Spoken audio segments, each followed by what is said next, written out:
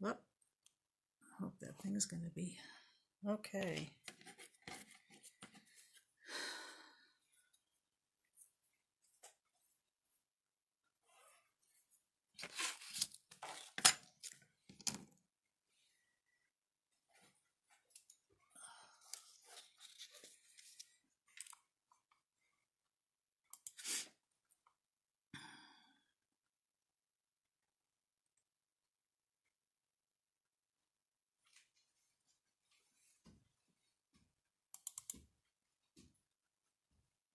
You yelled for me that one day. Yeah, I'm live. Okay. Hey, Diane. Okay. Hi, Jennifer. Hi, Kelly. I hope the broadcast will be okay today. We shall find out shortly. Oh, my hand is doing better. I am still having to wear my bandages and trying to keep my hand as clean and dry as possible. Hi, Carol. Yeah, it's just my left hand. So, you know, I've been doing a good job keeping it clean, and now I'm to the antibiotic ointment every day instead of the burn cream. So it seems like it's healing up. So, hey, Sue. Hey, Joanne. I guess it looks like the broadcast is okay. Like the internet is working, or Facebook is working properly. Okay. Hey, Deb. I missed you guys. I really did. You know, it was weird not being here last week. But it was probably the right thing to do, to just rest up my hand a little bit. So I'm able to use it just fine. You know, the burns are on top of my fingers mostly. One is bad on this side, and on this fingertip a little bit. But you know, they're healing. So it's just going to take a while. You know, and I really am afraid to get it dirty or anything. So far so good. Okay, so today we're going to do some Valentine's ornaments. Get my thoughts here together. These are the examples. This one is soldered on the back. Right here, the hanging loop is soldered on the back, and then I just punched a hole here down at the bottom to have a dangle. And this one is, if you don't want to solder, you can just punch a couple holes in the tops here, and then add a couple of jump rings up there to hang some ball chain or some other kind of chain that you might have. You could either put a cord on there, just anything that you can hang. And then again, I put a hole down here at the bottom and put a crystal dangle on the bottom. Okay, I see the video got interrupted there for a second.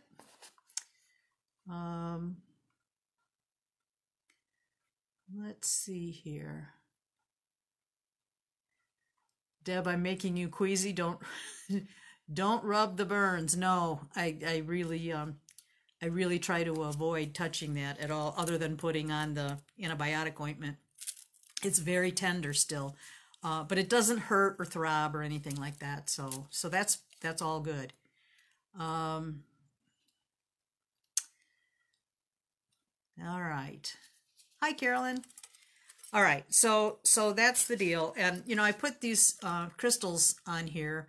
I think if you had like a big crystal, like from a chandelier or something like that, would be kind of cool. if you could find something like that.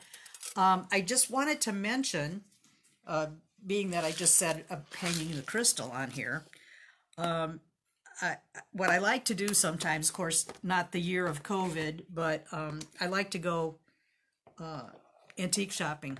My husband and I both enjoy that. And in years past, I bought quite a few strands of crystal jewelry, jewelry, and then I cut them up because I wanted to use the parts. And they've come in very handy for various things.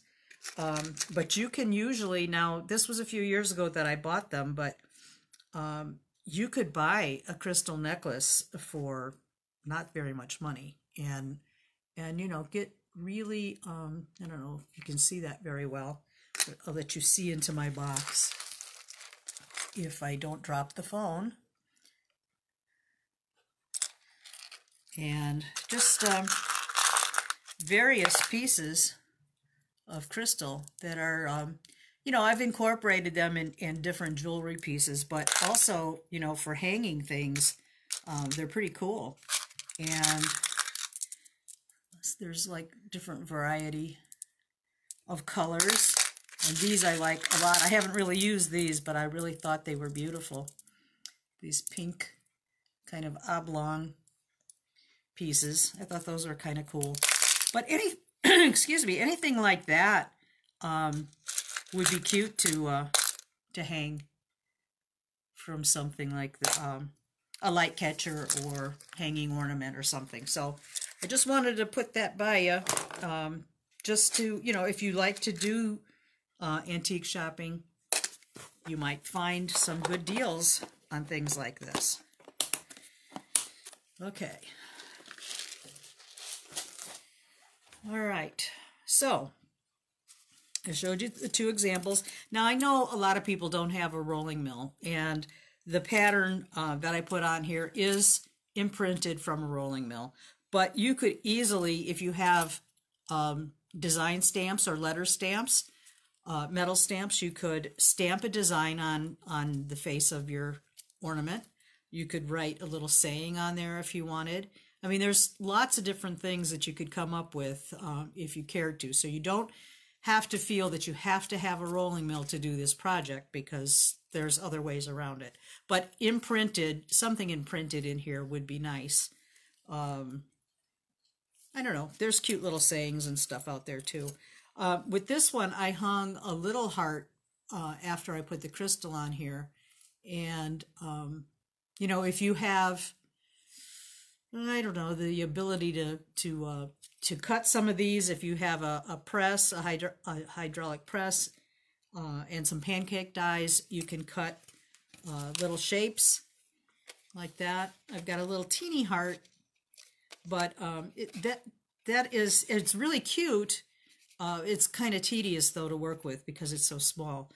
And one other thing that I did after I did the heart was I made an arrow, and I used one of these hearts as the feather part like that, and then put one of the small hearts down here as the little arrowhead. So I thought that was kind of cute. I didn't patina this or anything, but all this is a piece of 14 gauge wire, and then I soldered on the hearts on either end. So you could even, I mean, there's more stuff you could do to it if you wanted. You could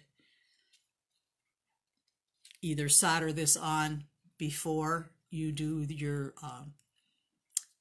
your patina, or maybe you could put a hole on either end like we did on the scarf pins, that you could put a hole in here and then put that through there.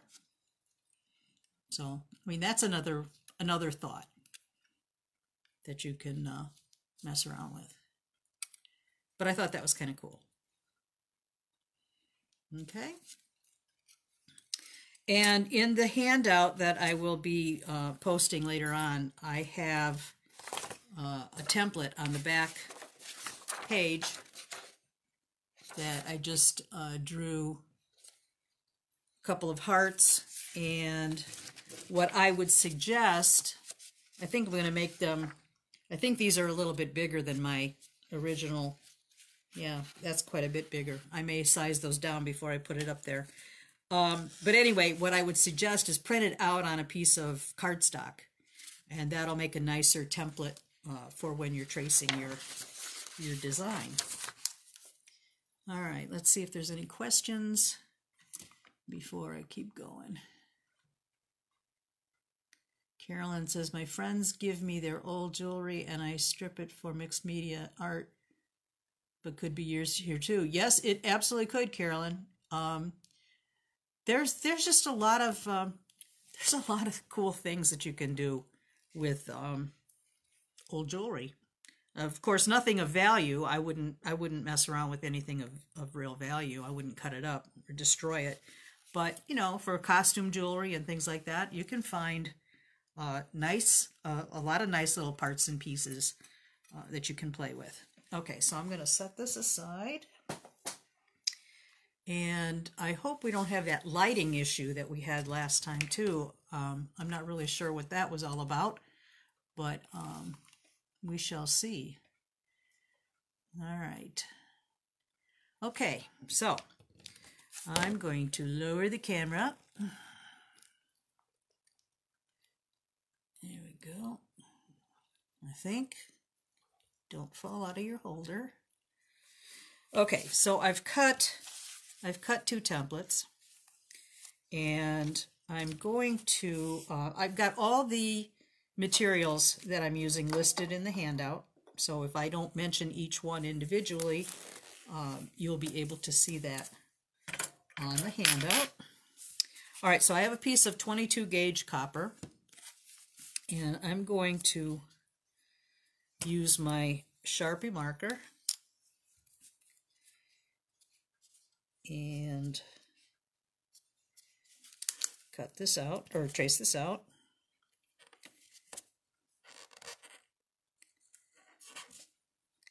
If you print your heart on cardstock, it will hold up a little bit better. Regular printer paper is kind of flimsy. Okay, so I've traced the heart. And I'm going to cut this out with shears. If you like to saw, you could saw it, but I have metal shears. And I'm going to cut this out on the outside of the line that I drew. It takes a little bit of hand strength, but it's not terrible.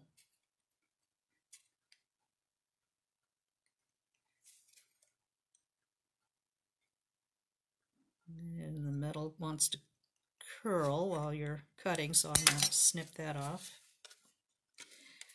What I'm going to do here is just cut into this at this angle.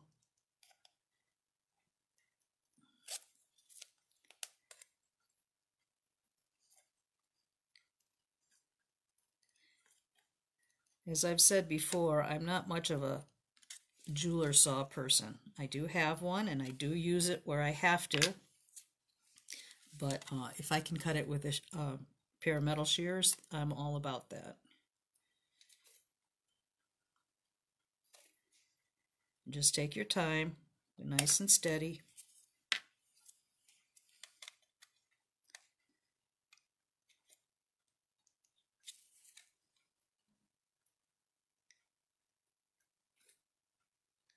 And if it's not perfect, it really doesn't matter that much. I mean, you want to try to do as good a job as possible, but you know, if it's a little bit out of whack, it'll be just fine. Once it's decorated, it will look pretty. Get this out of my way. Makes it harder when you have all that extra metal on there.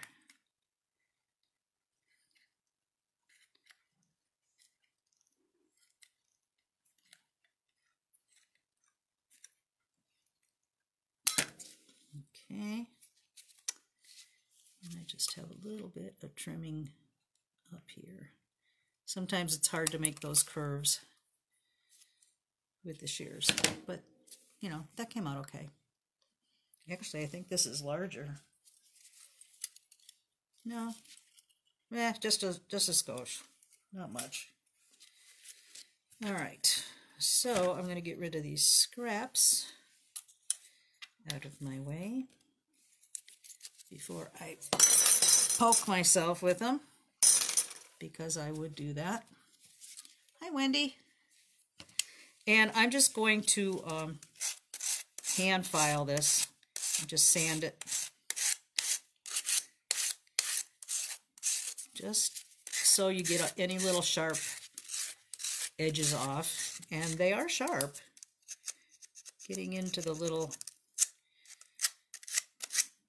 space between the lobes of the heart is a little bit hard to get your sand stick in there, but it can still get sanded okay.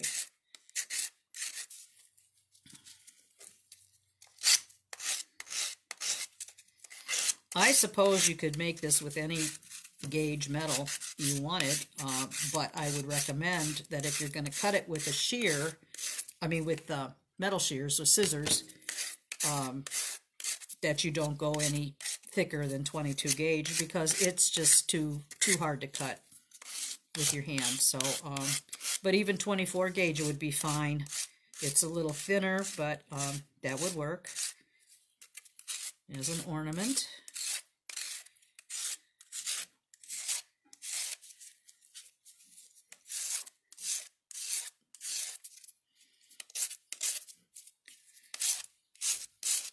The metal gets a little bit distorted when you cut it with the shears, but it's going to get flattened out in the rolling mill, so that's not going to be an issue.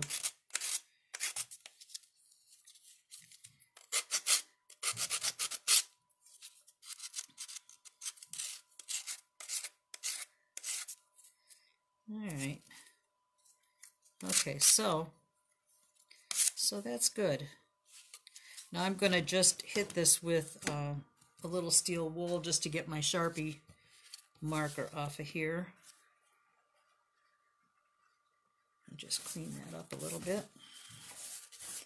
I like to lay a paper towel down because the fibers of the steel wool kind of get all over the place, and I don't want them getting mixed up with the patina or anything else that I'm doing. So, all right. Okay, so set this aside. And I already cut this one out yesterday and sanded it, so I'm going to roller print. That's the next thing I'm going to do. Is this is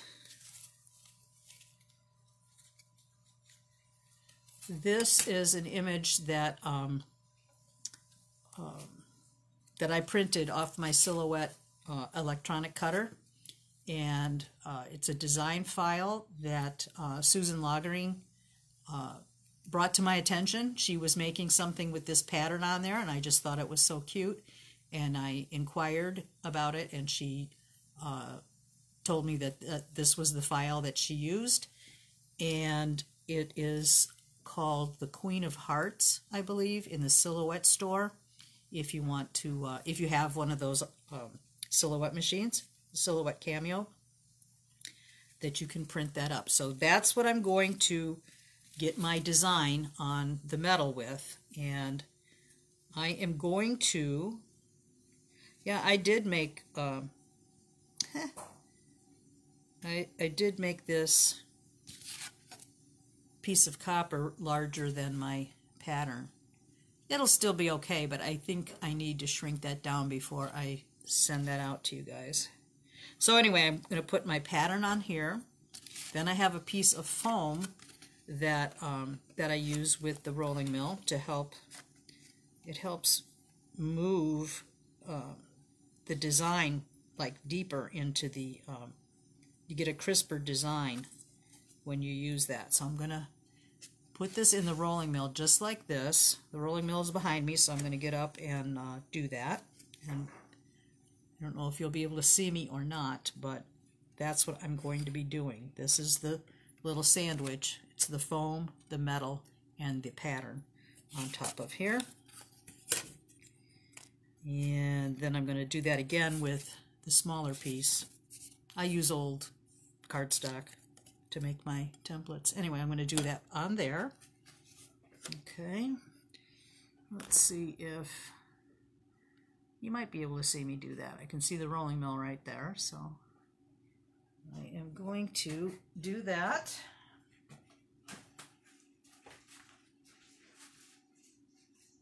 And I've got my rolling mill already set, so I'm just going to push it through here.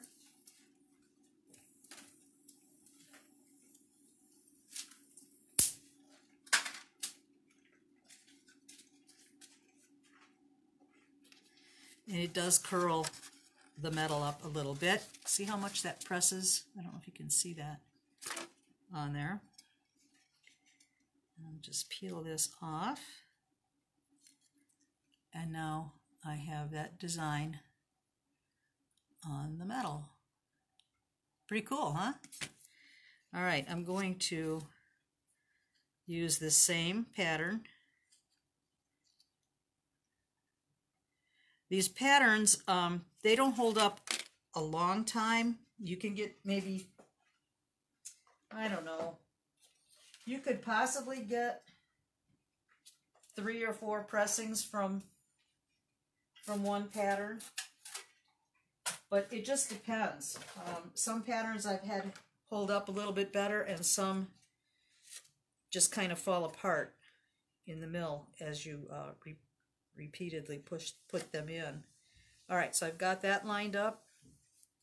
I'm going to stick this in the mill.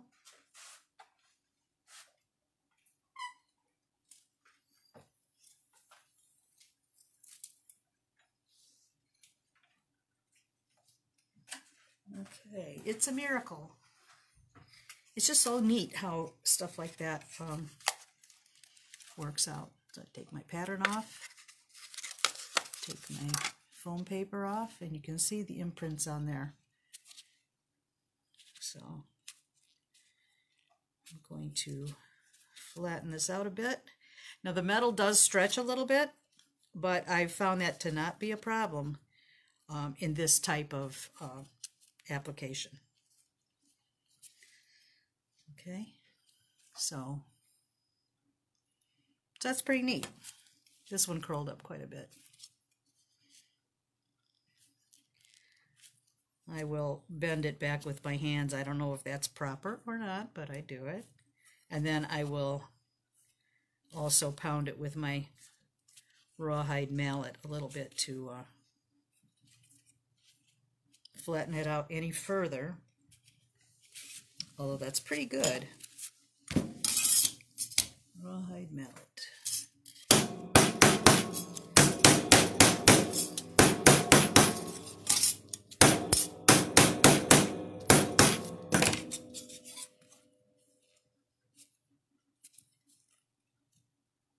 Yeah, this is 22 gauge.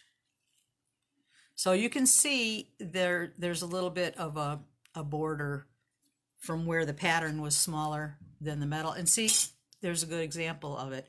This went through twice. But, you know, it doesn't take much to make them. So if I want to make more, you know, I've got the file already saved. So I can make them again. My blue cheaters that I always wear bit the dust the other day, so I had to go get some more new ones. So these are darker, so it's kind of like I look at it and it's like, oh, okay. All right, so anyway, so I flattened that a little bit with my rawhide mallet. And once you've used these foam things like this, they're pretty much done. You can't really reuse that. Now, I could technically still use this piece. I just can't use it as a whole. But if I just wanted to do a small piece, like, well, as an example, I was testing metal out, and I just had used a portion of this. So like if you wanted to do that, or those little hearts, I don't know what I did with them now. The little hearts that I was showing you. Oh, they're on my board. I mean, it's plenty good for smaller pieces like this. You could still get a little section of there, or other shapes of copper. So, okay, so that's that. I'll get this stuff out of my way as well. All right, so now I want to do the holes. I want to put the holes in the metal. Okay. Hey, Hilda. Hey, Kelly. I'm just checking in with you guys periodically. All right, so the holes, I eyeball everything. You know, there are people that will take the ruler out and measure everything, and that's okay if you want to do that. I would not discourage you to do that, but I'm too impulsive, and I just want to get the job done. So I just kind of eyeball where I'm going to put my holes.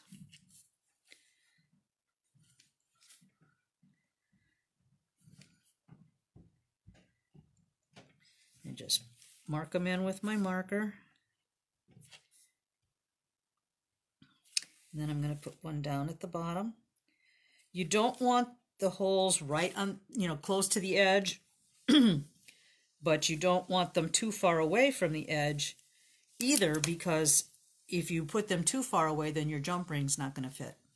So unless you have huge jump rings, they're not going to clear it. So I've just marked, I don't know if you can see with the glare, I just marked the 3 holes here and the 3 holes here as well. And I'm just going to punch those out. And I'm going to use, oh, no, I'm not. Not on this one. This one I'm going to punch the holes at the top. This one I'm going to solder. So let me remove those marks.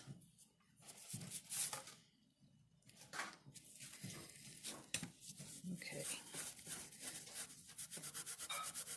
I guess I don't really have to remove them. They'll probably just burn off with the heat. Okay. All right. And then for this one, I need to make a hanging wire, and I've got 14 gauge copper wire that I like to use for this.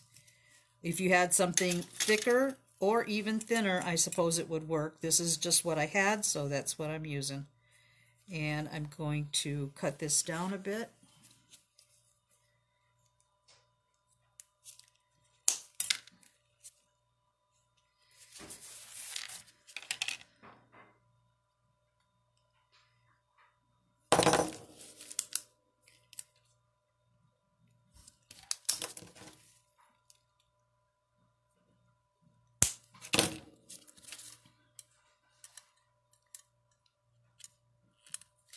And I suppose you could position that however you wanted to.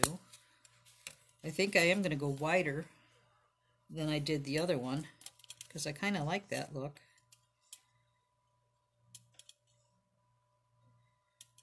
And just at the very ends, I'm going to flatten. You don't have to do that, but I like to do it. I just find that I've got better, I can hold on to it better when I'm soldering it, which I will show you that. But I'm just going to take my chasing hammer and just flatten the ends a little bit.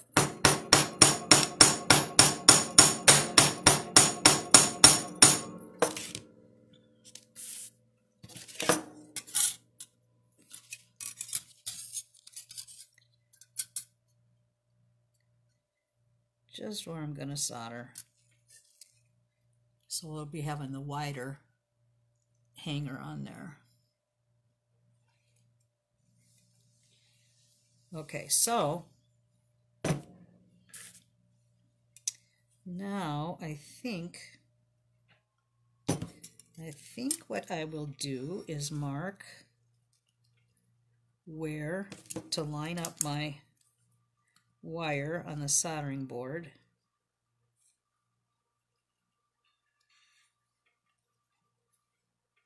I'm just going to put a little line there so that way I know where to put my wire.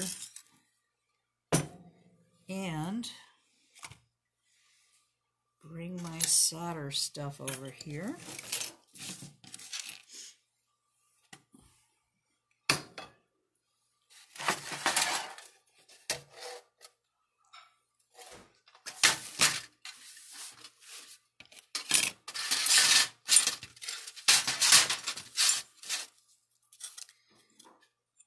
Okay. I got a new solder block because the other one, it's so old and crusty.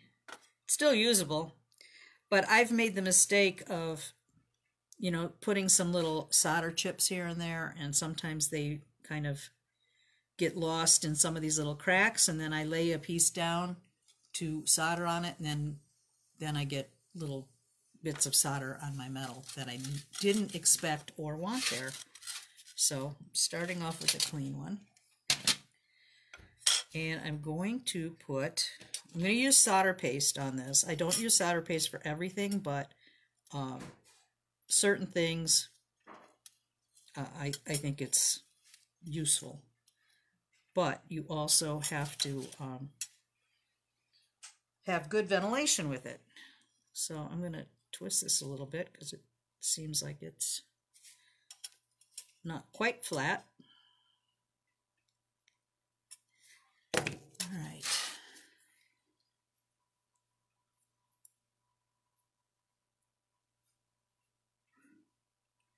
Carol, the pasta machine is not going to be good for metal. I've never tried it. I mean, my guess would be maybe on like really thin metal, but I've never tried it to really realize how tight those rollers are together. But I would say pretty much a no, but it never hurts to try something because you might find out something cool. All right, so I'm going to take a little bit of easy solder and just put that on my ends.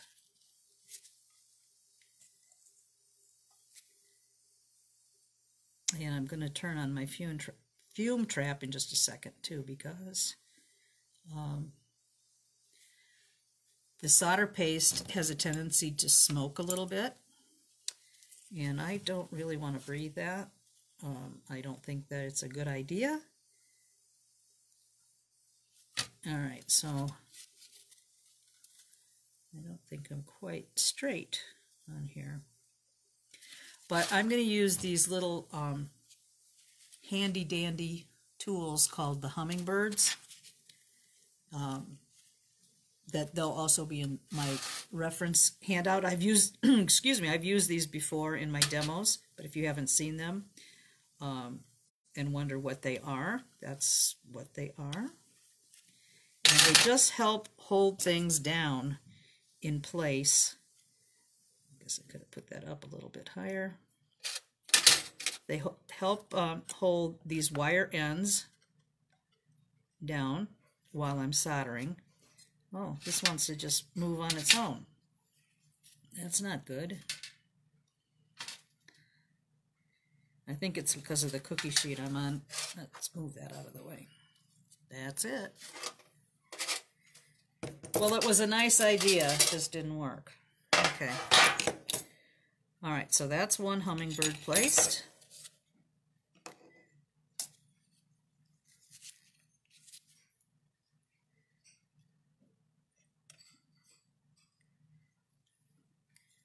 I can see I moved a little bit here.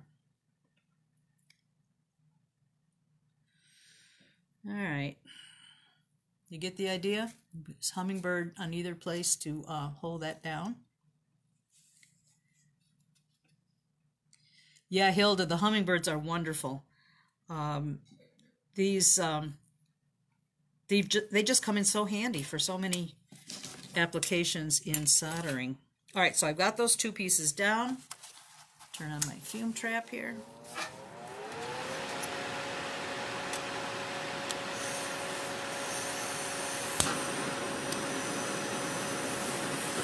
And I'm going to heat this up and get my beautiful new soldering board yucky.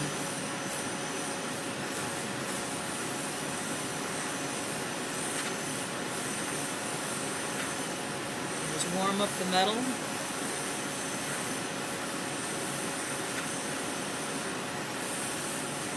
See how it's smoking a little bit? And because it's copper, it takes more heat to get to the solder flow point.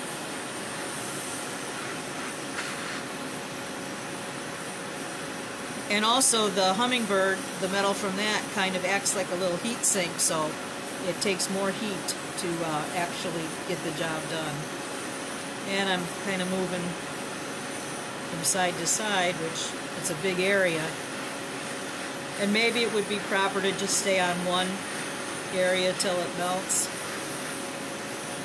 till the solder flows, which is just about there.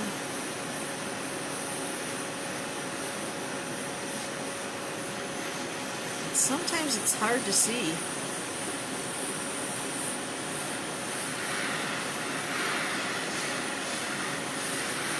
But this is a big area to heat. There we go.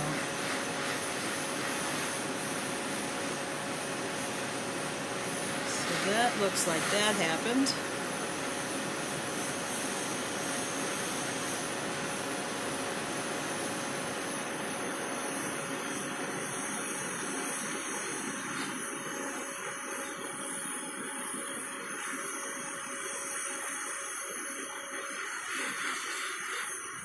Okay. Yowza. Hot stuff. All right. I think what I will do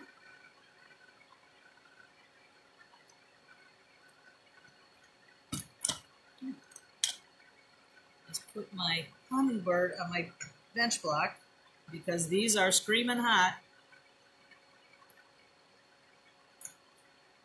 And God knows we don't want any more burns, right? So that's soldered on. I'm going to quench it.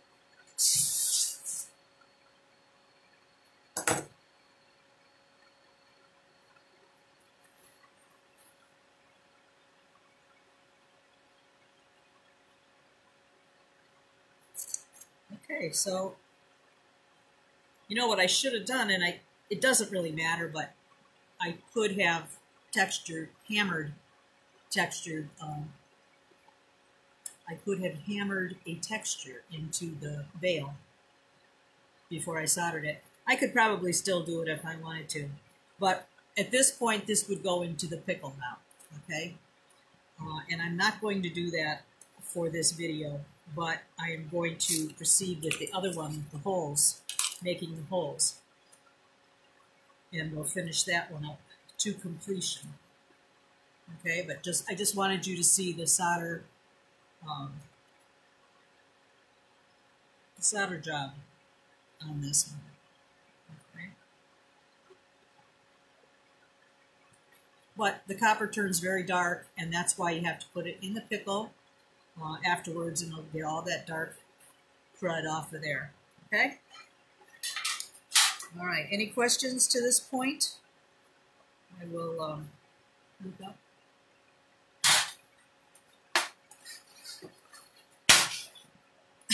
Jennifer, don't joke about that. About my hand, about burning myself? Yeah, right. Well, I am like the bull in a china shop, you know. If I can hurt myself, I will do it. All right. All right, so I'm going to put the holes in this one. The other one that I just did, that I just soldered, you would do the same steps with that one as I'm doing to this at this point now, okay? Other than making the top holes. So I've placed where I wanted my holes to be on here, and I'm going to use this 3-hole punch that I have, and it has a large hole, this 1/8 hole that I like to use for stuff like this. And I'm going to line that up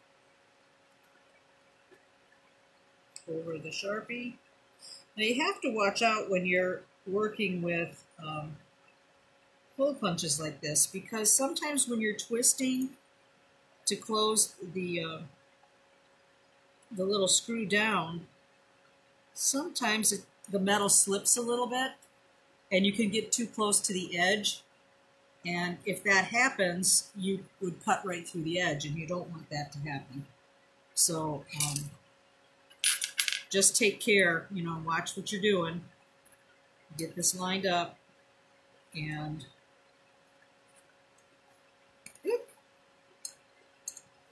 oh, I guess I can turn that off. Don't need that anymore. Okay.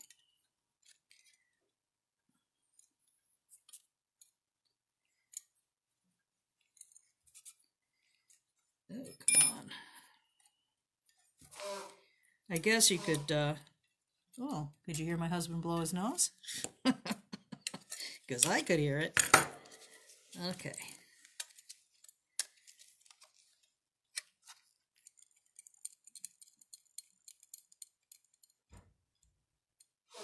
Is the, it looks like the broadcast is doing okay as far as the internet connection. I don't think my daughter's doing a Zoom meeting right now, for which I am grateful. Yes.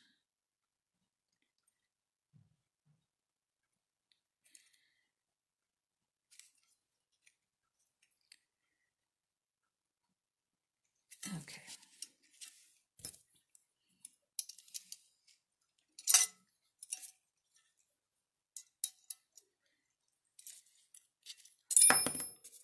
Oh, I missed Butterfingers today.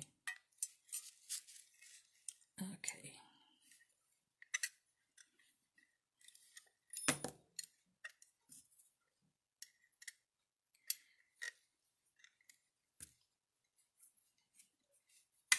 Okay. So I've got those 2 top holes, and I'm going to do one at the bottom. I'm going to use a little bit smaller hole there because I don't have as much space. So I'll go with the 1/16 hole. I don't know, maybe I'll do the 3/32. I'll do that because I have a thick jump ring I want to use on this.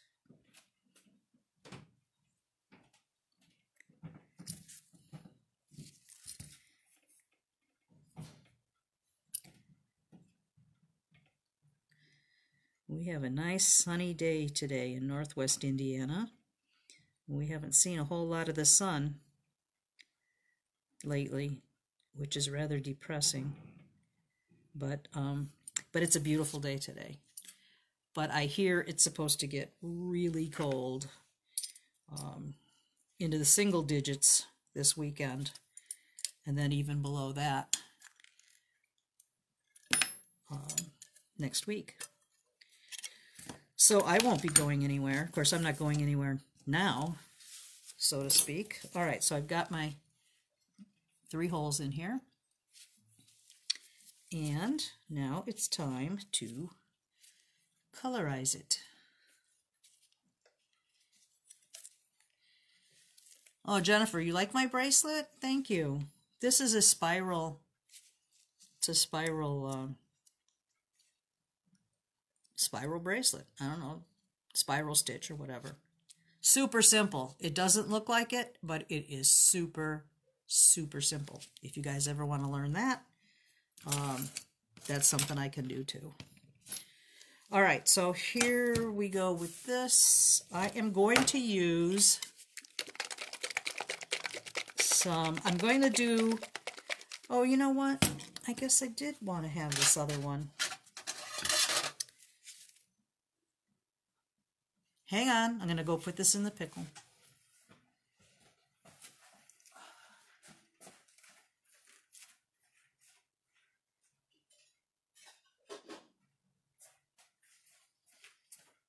Okay. Yeah, because I have two different patinas that I want to show you. So I need both pieces. All right. All right, for this one I'm going to use alcohol ink. So what I'm going to do is I'm going to use a little bit of white acrylic paint. I know that sounds weird, but the ink just on raw metal to me just doesn't show up very well. So I like to put a little base of, now this is just a little paint dabber top that you can get at the craft stores. They usually have paints in them, but this was a refill pack, so I was able to just buy the dabbers. But I don't know that you necessarily have to have that, but that's just something I got when I was teaching the alcohol ink classes. And I think I've put too much on here already. But you just give this a coat of the white acrylic paint. It's just craft paint, you know, that you get like at Joann's or Michael's. This is Delta Creative brand cream Ceram Coat is what it's called. I know it's backwards. Okay, so I'm going to let that dry a minute. And then we're also going to use this Polar Block. It's called Polar Block. I got these at Sally's Sally Beauty Supply. It doesn't really say what grit it is, but it's a nice grit for this technique. So I'm just going to let this dry just a little bit, and then I picked out cranberry alcohol ink.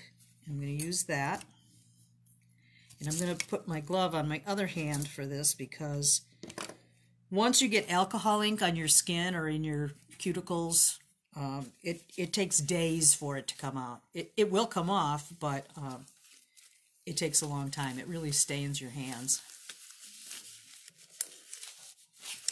Deborah Coswell, it is 70 in Dallas. Oh, you lucky duck. I would just love that so much. Dawn says, I'm in the southwest corner of Michigan. Here, sunny Jersey. Yeah, you're not that far away, Dawn. You're really not. I mean, I'm 40 miles southeast of Chicago. So that's not far at all. I'm almost up at the northwest tip of the state. So, and Deborah, 70 degrees. It would just be so nice to be able to sit outside, especially during this COVID time. I just feel so confined with the cold weather outside. You know, it's kind of miserable. So, and it's long. Winters are very long here. It doesn't actually get nice till about May. I'm not kidding. April is kind of a mixed bag. You know, we can even get snow in the beginning of April. The only good thing about that is we don't usually get a lot, and it doesn't stay very long. But it's still pretty crappy weather. So until about mid-May, it starts to get nice. So I just want to sit on my patio and enjoy the outdoors and some green, and that's just not happening here. Okay, so, you know that saying, like, it's like watching paint dry? Well, that's kind of like what this is. We are watching paint dry.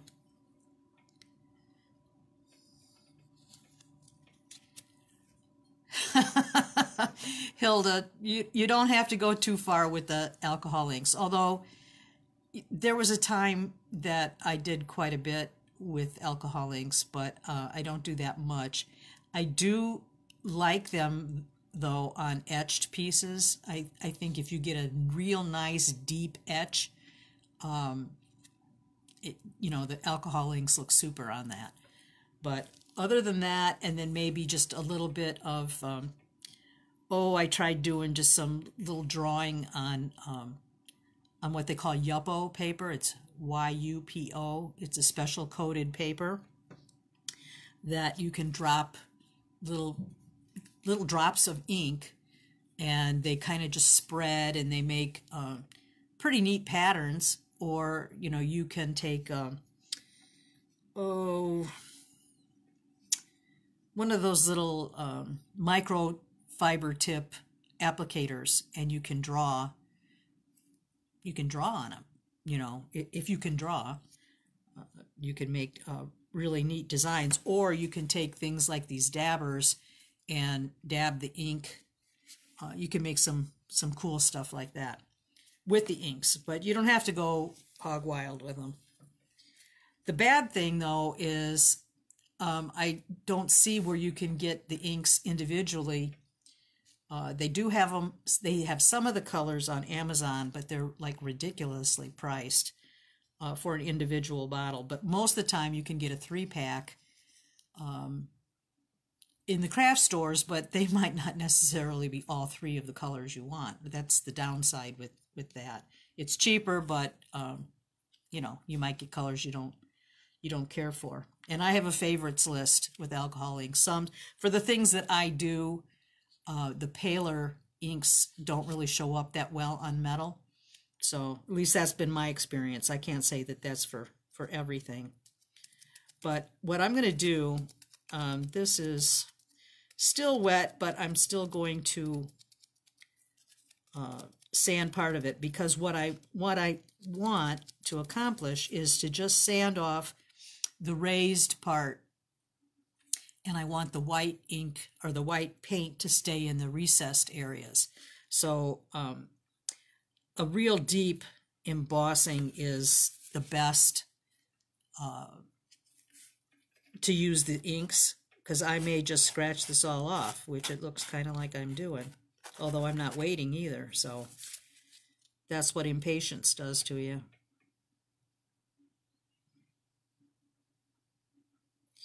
So I'll just be good and wait another minute. And this COVID hair is driving me crazy. I have naturally curly hair, in case any of you wondered, like, what's she doing with her hair? Most of the year, I let it air dry, and then it turns out fairly decent with curls and stuff. But if I just use a blow dryer on it, it just is like frizz beyond belief. So in the wintertime, though, I can't stand to let it air dry. I get too chilly in the house. Even though the house is technically warm, I like to have my head dry. So so I went and I got a curling iron or flat iron to help that out. Well, it looks just like straight frizz now. So what I need is a really good haircut, because I usually have all of this layered and it's just kind of plastered on my head. So it's a COVID story. What is the soldering tool you used?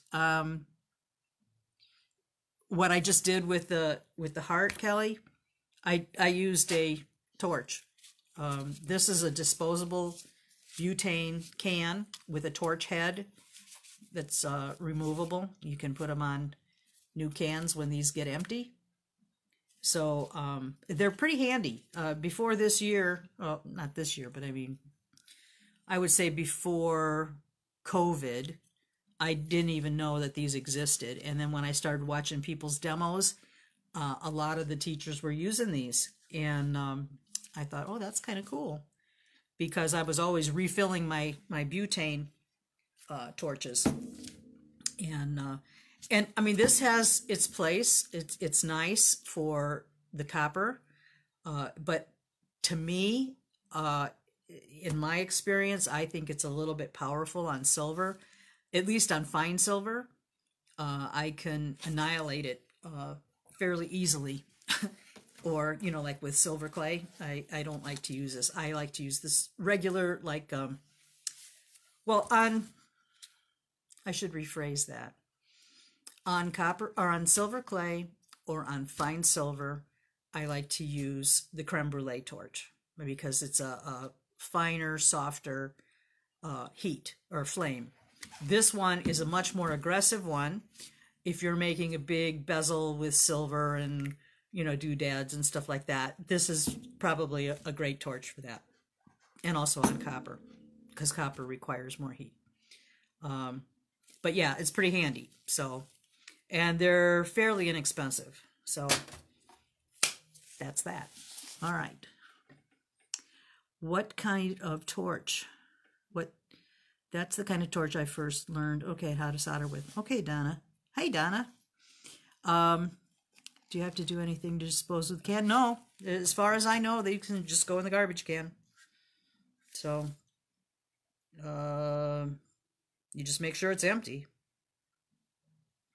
You just use it all up until it's gone. Okay. Let me try now.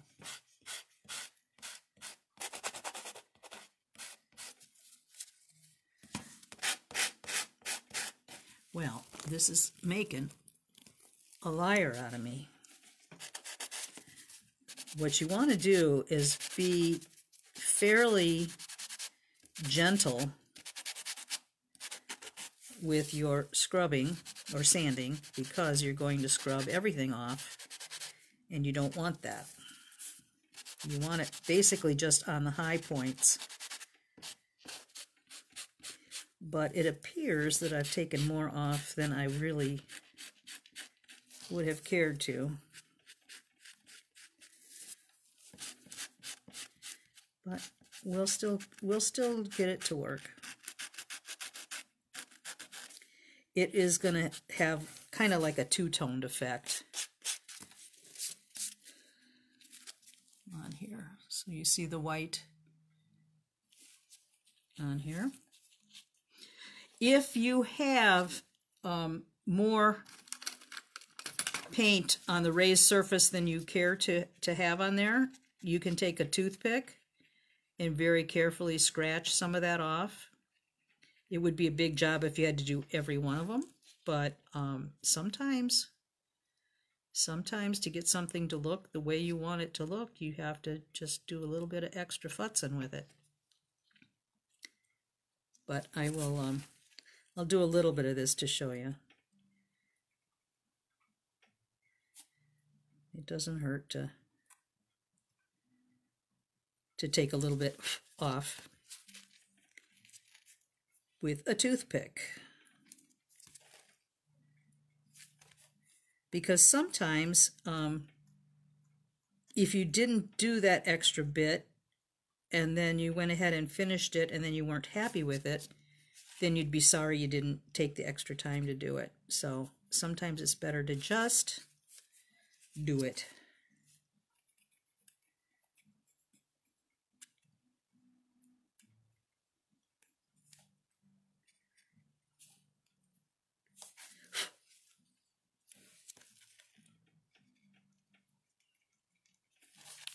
You know, I wondered, and I didn't try it. It was a wonder. It was one of those things you wonder and then you forget to try it. But I wondered if you could just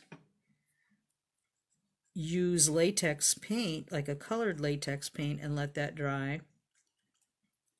I don't really know why that would be any different, but I should have tried that so then I could tell you what I found out. But I didn't remember to try it. Okay, so I just scratched off a little bit more of the raised design. That didn't take long at all. And then what I want to do is take my sanding block and go around. Make sure you get, if you got any paint on the back, you want to get all that off and on the sides as well.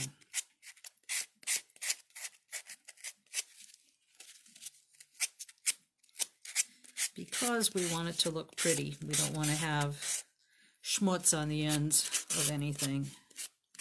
It's a highly technical term. Hey, Rhonda. Yeah, you can, but I've actually tried the heat gun on there, but then it seems like it's rock hard. So I think that there's probably a point where it's just dry, but it's not super hard to scratch off. And I think the heat gun kind of just does it a little bit too much, kind of bakes it on there, if that makes any sense. All right, so that's as much as I'm going to do with this one. And now I'm going to lay down a paper towel and get my ink.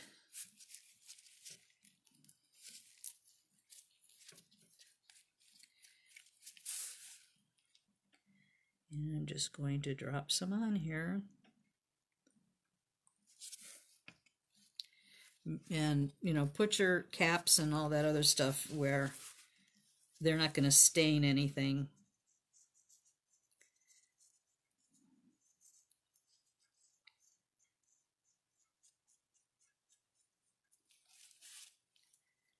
If you have too much, you can just kind of let it drip off onto the paper towel.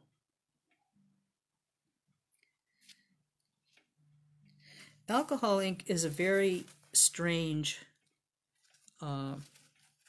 substance, in my opinion. If I were to lay down another color on top of this, then a lot of this would just move. It would like separate. And I guess it's the alcohol that's in it that's responsible for that. And it just makes it travel. But you want to just soak up whatever's on the edges, the excess. Otherwise it dries unevenly. At least that's what I found. I am no alcohol ink expert, but I've used it enough to make a few observations about it. That's actually kind of pretty just like that, but you don't see the copper through it. And it doesn't take long for it to dry. But see, it's messy. This stuff gets everywhere. And that would be on my hands right now. And like I said, it's tough to get off. So I'm going to let that dry for a minute. I'm going to go get the other heart out of the pickle. Hopefully it's done.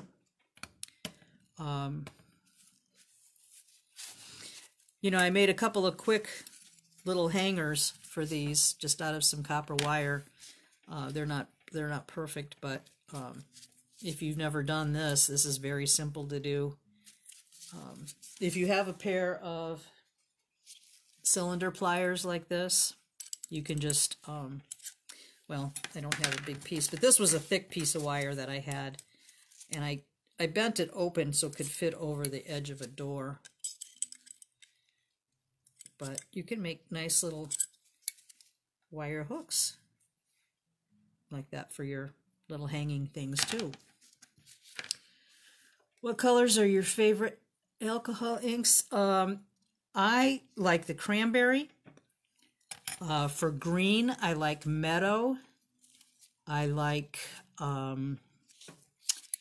butterscotch and eggplant. And there's two blues that I like. They are called pool, like in swimming pool, and stream. Those are, I would say, those are my top favorites. Like I said earlier, it seems like the paler ones I didn't care for as much, but those colors right there that I just listed are pretty nice. Now, when you sand the alcohol inks, it's well, as it dries, it gets a very blah look, and so after I do that, after I sand and get the copper surface, and it's totally dry, then I will take an acrylic spray. This is a high gloss finish, and I mentioned this on one of my other demos. This is by Royal Coat. It's called Royal Coat Decoupage High Gloss Finish, and I don't think that this particular can, I think they've reformulated it or remarketed it,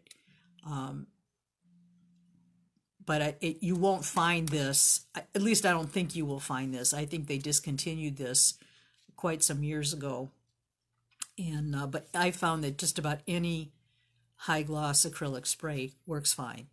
So there's that. Then that makes that color pop once you put that on there. So I'm going to test this out first.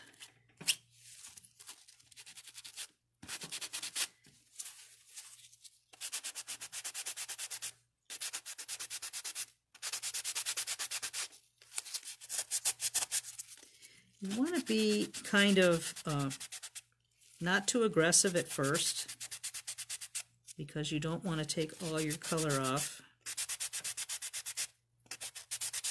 But you want to get that top layer. Can you see this okay?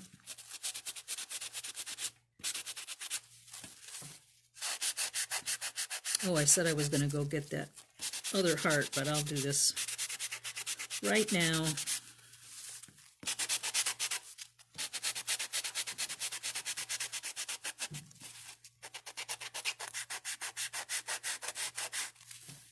You want to be careful with the edges too, because that's very easy to rub all the ink off of the edges without even realizing that you're hitting it. So sometimes I bend my sponge a little bit, so I'm not hitting the edges as much.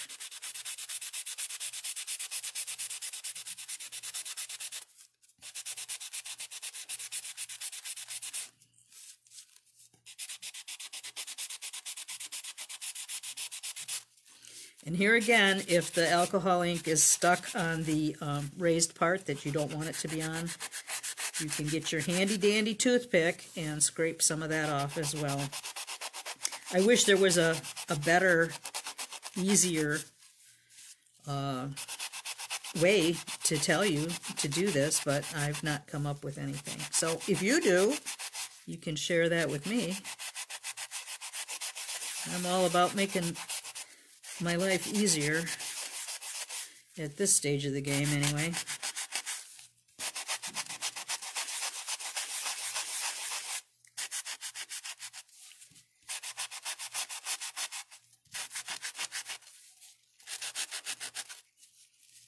And these things don't last forever either. Once they start getting coated with these inks, they kind of seem to lose their scratchiness.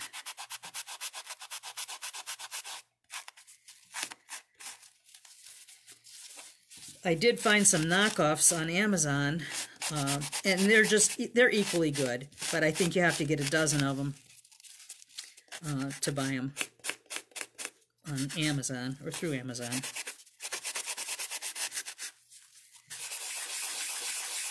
You might check on Francesca Watson's Amazon affiliate link, because she has one of those if you're not aware. You can see, I'm pretty sure she put these products, the inks and the sponges and some different things that I use on her affiliate link page, so that you can buy them through her, and she gets a very small commission, but it's a commission nonetheless that would help her maintain her studio. So that's always a nice thing, to help each other out. But if you're not familiar with her site, she has The Makery on Facebook, and I believe it's in the units section that her affiliate link is listed. And you click on that link, and then you can buy what you want, and she gets, like I said, a little commission for that. Okay, so I took my toothpick and I scraped a little bit on there, okay? So I'm happy with this, the way it looks right now. And then I'm going to go again around the edges because that ink kind of flowed over the edge when I was tilting this around. So you want to make sure that's nice and clean. And then I'm going to go get the other heart out of the pickle.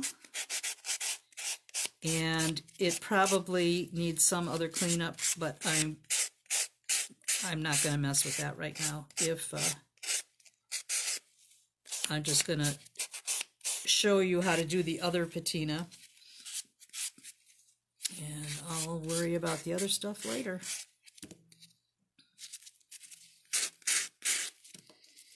Okay, so that's number one.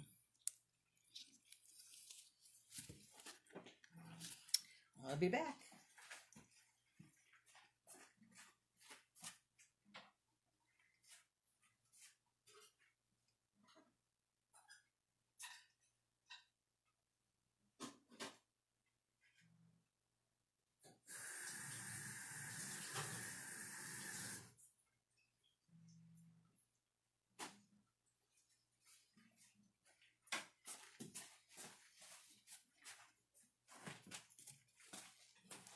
Okay.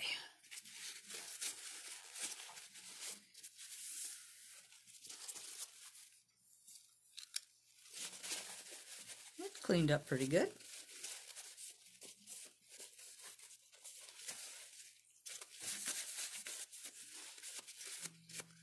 There's a little solder touch-up that I could clean up later, but I'm not going to put any patina on the back, so I can always do that later.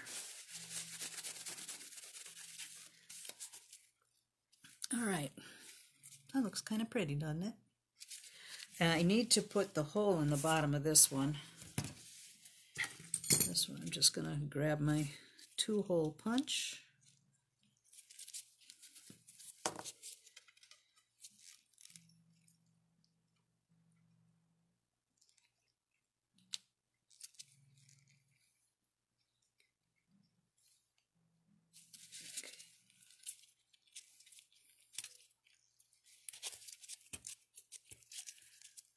Deborah, you found the sanding sponges at the dollar store? No kidding. Wow. That's good to know. I'll have to check that out.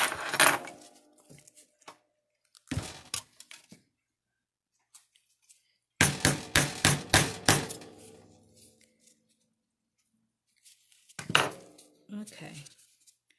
All right, so I'm going to put the vintage patina on this one. And then I'll spray one of them so that you can see it. And then I will go ahead and I'll spray this one.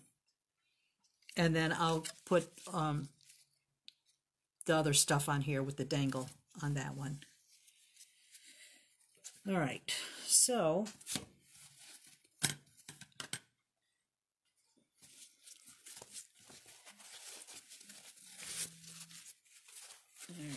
so now this one I'm going to use vintage patina in Cinnabar.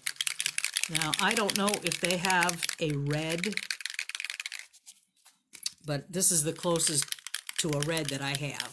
So, but maybe they have something else now. And I'm going to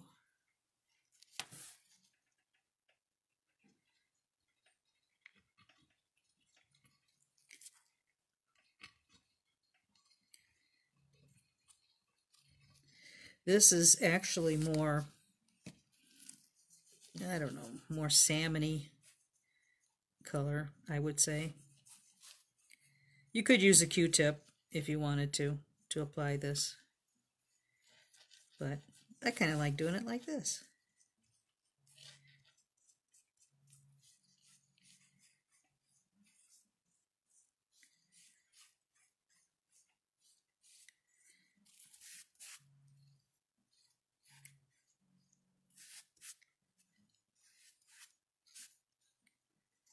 All right, I'm gonna let that dry a couple minutes. This stuff dries pretty quick.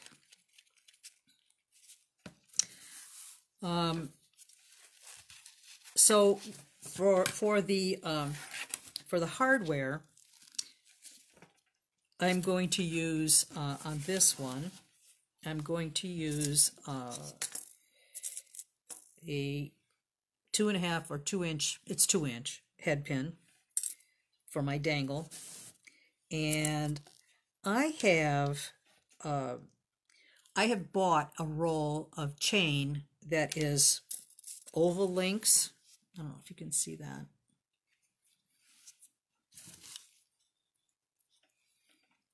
Oval links like this rather than round. Bought a whole spool of chain, and I unrolled it and put it in liver of sulfur. Now that particular chain I've been buying from the beadsmith for a number of years, and I really like it, and I hope they don't discontinue it, because it seems like everything I like over a few years they discontinue stuff, and then I can't find it anywhere. But anyway, I use this as jump rings a lot for some larger pieces, and they're just really handy. I love them for just about everything. So I guess, oh, and the other thing, I like to use copper ball chain a lot, and I buy that by the spool too, and then I patina that as well in a liver of sulfur, so it's always handy and available, and it's a big pain in the butt to do this job, but once it's done, I have chain for like a long time. But the thing with ball chain is that the ends are different. You know, you can't use it like you do regular link chain. So you have to have these little doodads called, I guess they're ball chain ends. And they look like a little clamshell. I don't know if you can see that. They're just kind of open up like that, and you put the ball chain end in there. And then that way you can hang the chain, which is really kind of cool. So that's just another little tip. I like to share those things with you when I come by them, because it's good to know this stuff. So I'm just going to cut a piece of... Now I'm going to put this on here before I spray this, just because, just for the time factor, because we're getting a little bit late here. But let me see about this. You know, it seemed like it dried so much faster when I wasn't really paying attention to it. Well, I'm going to go ahead and just take this one off. And for this, I am going to get a crystal. Should I get a big honking one? Yeah, I don't think my head pin's going to be long enough for that. We'll try that. So I'm going to put a head pin through this. And, oh, yeah, this is, actually, that is fine, because I was thinking of the other one that I hung the crystal and then the other little heart from. Grab my round nose pliers, make a wire wrapped loop around here. If you don't know how to do this, I have a video on the Artisans Workshop business page that has a I kind of do it slower and explain it, so that way you can do it right there with me with the video. You can just stop it and redo it as many times as you need to till you get the technique down pat. But I have literally wrapped thousands of these. So after a while, you kind of know, you kind of get good at it. All right. So this is where I'm using one of those long oval jump rings. Well, I call them jump rings, but there's actually a chain section. So you can hang your little dangle from there. That's a pretty one. And then the bead cap thingies. It's so hard to work with a glove when you really need your fingertips. And I can't wear a smaller glove that I would normally wear because the bandages are preventing me from putting it on. So you just put the end of the ball chain in this little clamshell, and then it's got a little hole in it so you can put a jump ring on there. So I'm going to do that on both ends.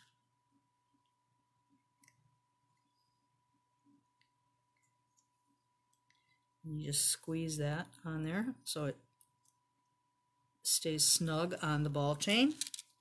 And then I'm going to get a jump ring. This one is just a 4mm round jump ring. I'm going to put that through there and catch. Now I have resources on where you can get the little ball cap ends too, or ball chain ends, whatever, on there. But to me, it just finishes it off real nice. It looks good.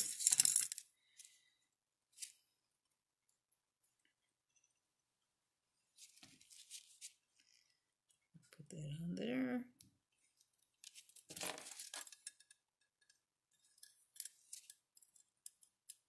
And like I said, I will spray this later.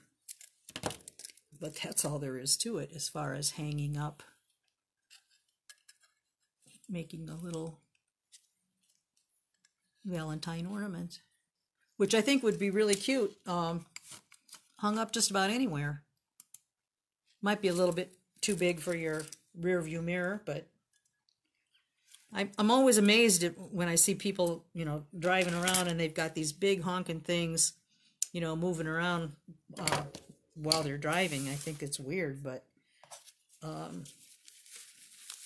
guess if it doesn't bother you, that's okay. All right, so we're gonna clean off this vintage.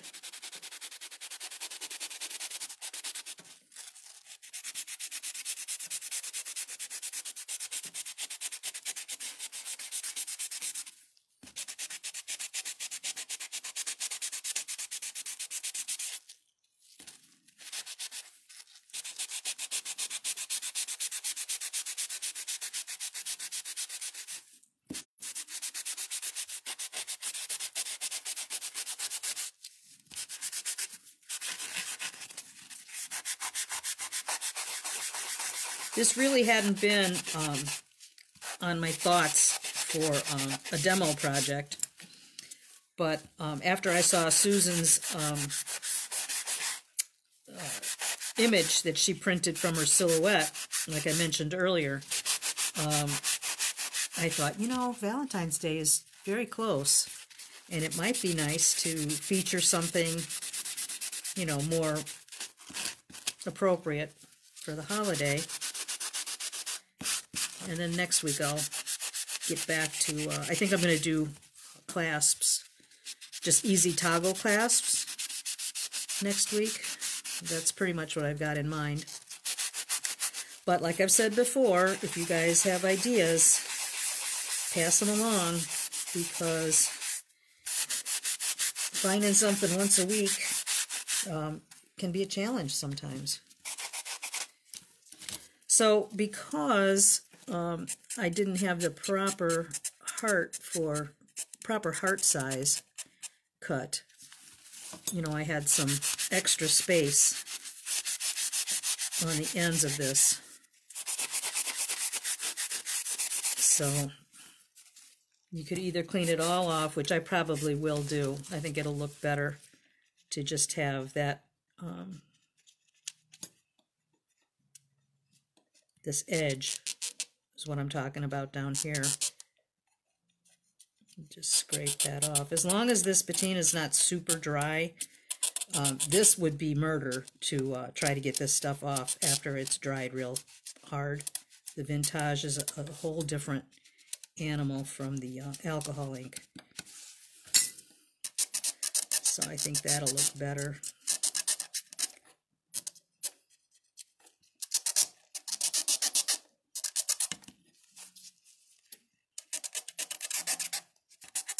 See, this part's even already hard to get off.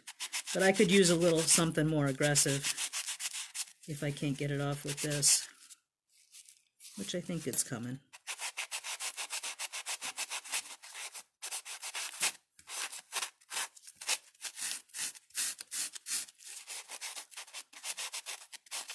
So next week, guys, I'm going to change the time.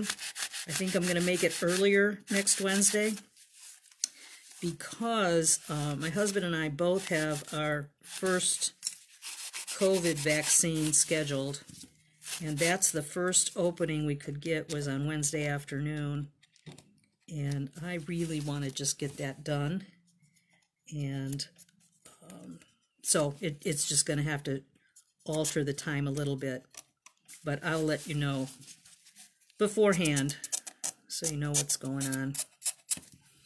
So I still have a little bit more cleaning to do, but that's the vintage, okay?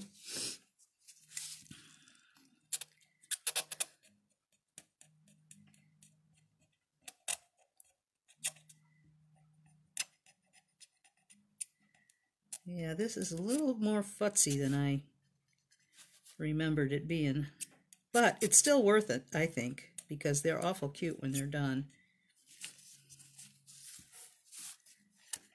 Futzy is one of my favorite words for fussy.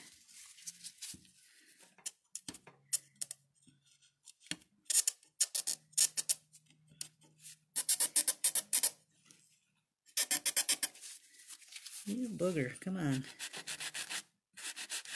I want to get these sprayed so you can see them. Although, really, there's not much to it as far as spraying them goes. So, Dawn, you're having vaccination envy? Yeah, you're not in the right age category yet, no doubt. I know, it was killing me. They opened it up. We're in Indiana, so the governor just, or I guess it's the governor, yeah, just opened it up Monday morning. Well, I didn't know Monday morning. I found out about noon on Monday, and all the appointments for the whole month were taken up already in our area. So we're actually going to a different area to get it done. We found it, you know, on the 10th in another city. That's not too far from here, but I don't care. I just want to get it done. And I was just amazed. I guess there's a lot of people in the over 65 and under 70 age group in this part of Northwest Indiana. A lot of baby boomers, I guess. But the ones that were 70 and older, they've been able to get theirs for several weeks already. So I was having vaccination envy at that point. And in Illinois, my friend in Illinois was able to get hers last week, and she's in the same age group, but you know, every state, I guess, is different. So, and I'm hearing, I took my dad yesterday for his, no, actually I took him on Monday for his second shot, but he's 95, so he was one of the ones able to get in fairly quickly when they opened it up to non-healthcare people. Okay, so that's that. Hi, Sandy.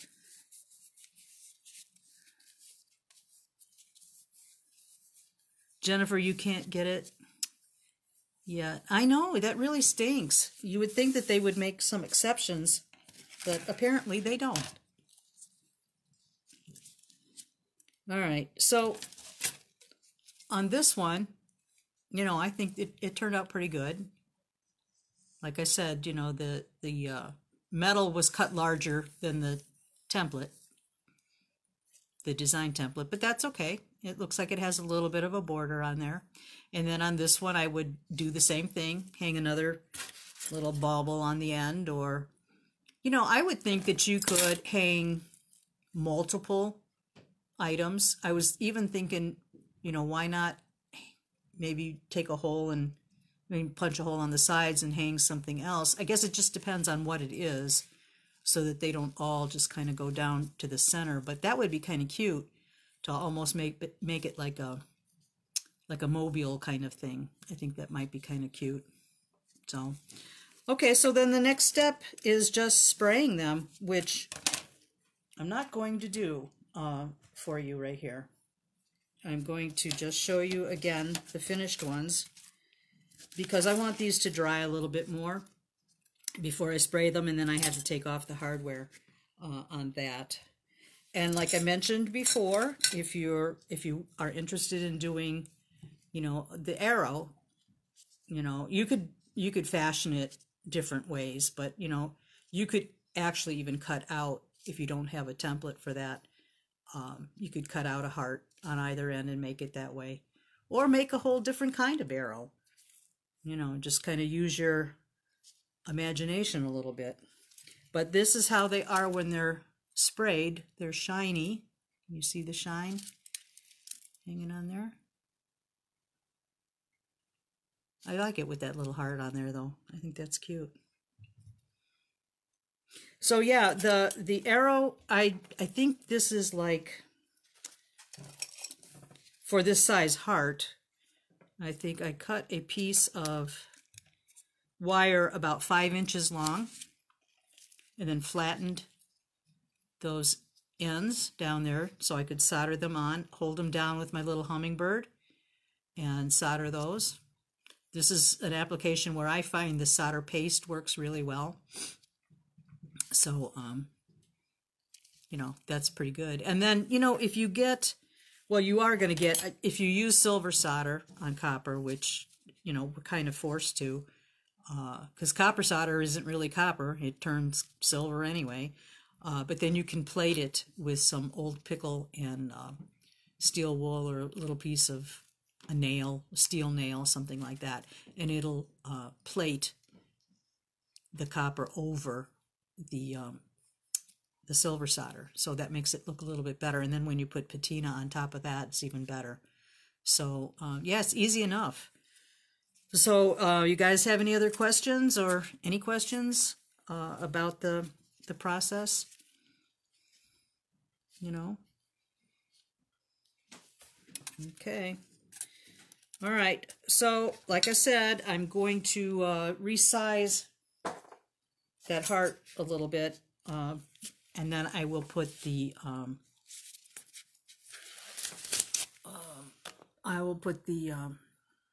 handout in the group, and you know, you'll have that available in just a little bit of time, and you can print it and keep it in your file. I think I mentioned it before. I have a binder, and I print all of the instructions and put them in a page protector and put them in the binder, and so then I have all my little demos all in one place. And then one of these days we're going to do this guy. We're going to do me from a drawing from my grandson. I've got this in the works, but I think I'm going to do the toggles next week, and we'll go from there. Oh, thank you, Wendy. Yeah, oh, now I can see that it was all pixelated there for a minute, so. All right. Okay, well, I'm gonna roll. I'm glad that you were able to join me today, and next week I will announce what time. I'm thinking maybe 11:30 next week, because of that appointment, and but I'll let you know. I'll let you know in the group. So if you make any of this stuff, like I've said time and time again, post it in the group. Share it with all of us. I want to see what you guys are doing. And if you have ideas that you want me to demonstrate anything, just let me know. All right? Okay. Thanks for hanging with me for a while, guys. Take care. Bye-bye.